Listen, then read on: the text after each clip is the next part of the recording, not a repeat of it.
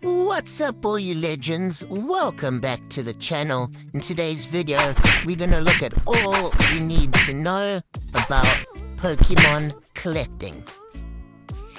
I've got 8 tips to help you out, and I wish I knew these when I started. Unless you're super rich and can blow your money and waste your money, listen to these points in the video. Class is in order.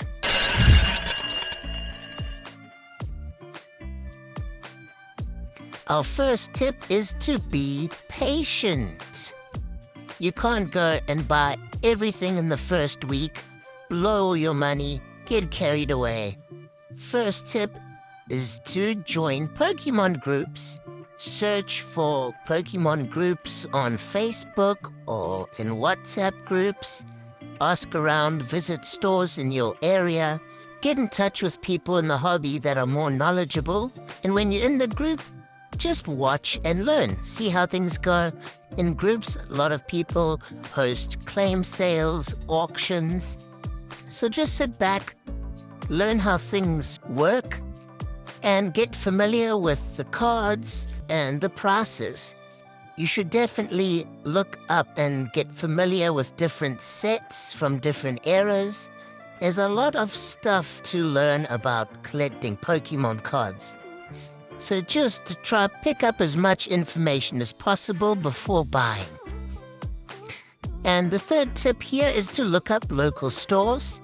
When you have enough knowledge, you should go and look for the best prices. Local stores, look online, get familiar with the prices so you know you're not overspending when you buy something. And a good way of working out prices is by downloading the app TCG Player. It gives you all the current prices of cards as well as product. And it changes and updates daily. So very useful app in collecting Pokemon cards. And that way you will never get ripped off. You should know the price of a single pack, triple pack, elite trainer box, and booster box. More knowledge you know, the better. Tip 2, be aware of fake goods. Fake product is everywhere. Learn how to spot fakes. Fakes are getting better and better. People can see that there's a lot of money in Pokemon, and they're coming out with all kinds of ways to make fake products to make money. I do have a video exactly on this topic, so subscribe to my channel. Go to my videos and search for the one named How to Tell My Cards Are Fake. I go through everything in detail. Another thing we need to be aware of is scams. When you buy online, there's always a risk of a scammer being on the other side. So what I recommend is buying from reputable stores, or if you're buying through groups on WhatsApp or Facebook, ask for references before you purchase. Ask who has bought from this seller before. Have they had any problems? And that shouldn't upset anybody. Asking for references is a regular occurrence in these groups, just to protect yourself a little bit more to make sure you don't lose your money. My third tip is to look out for deals and discounts. Deals and discounts are a regular occurrence in the hobby. There are always sales. People don't realize this when starting out, but if you're a bit patient and you keep checking the right stores and websites online, sales are bound to pop up. You can get 20% off, 15% off, even up to 30% off. So just be patient. I very seldom buy product at the full price, because I know if I just wait 2-3 months after a set releases, I'll get a good price on the product.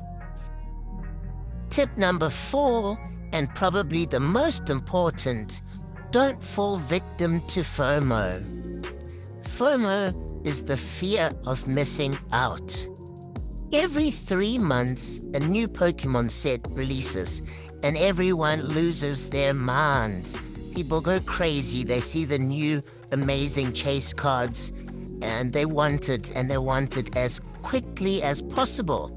But don't buy on release.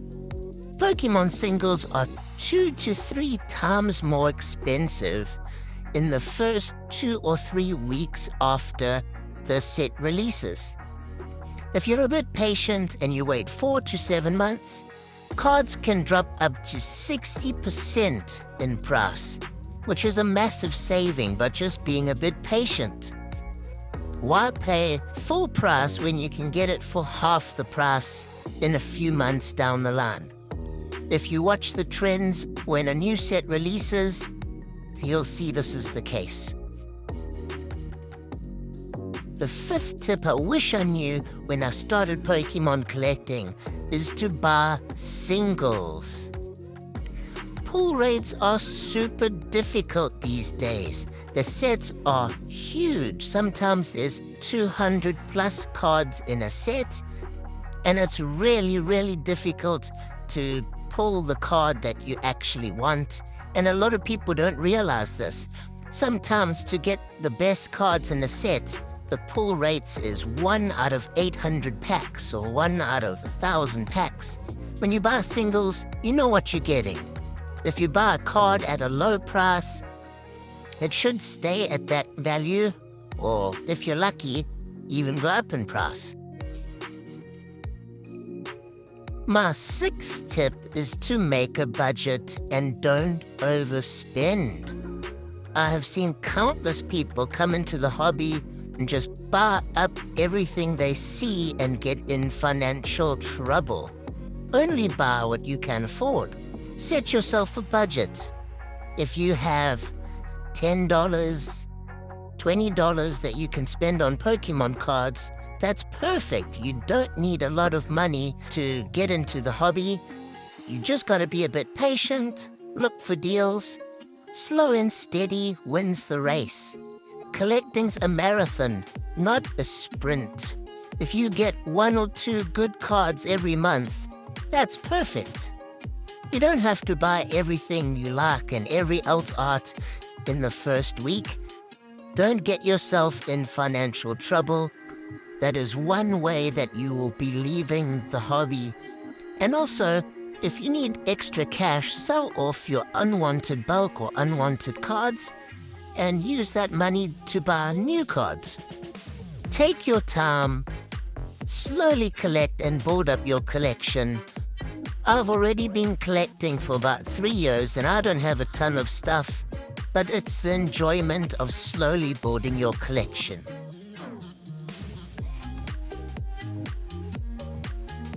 Tip number 7, buy sleeves, binders, and top loaders. Before you even buy products, you're gonna have to protect your cards. I recommend buying a pack of sleeves and buy some top loaders. I think top loaders are the best thing to keep your cards safe. If you're collecting whole sets, yes, binders might be useful, but I feel top loaders give you the best protection, and it's easy to get your cards in and out if you sleeve them in the right way. So before you start ripping, make sure that your cards will be protected.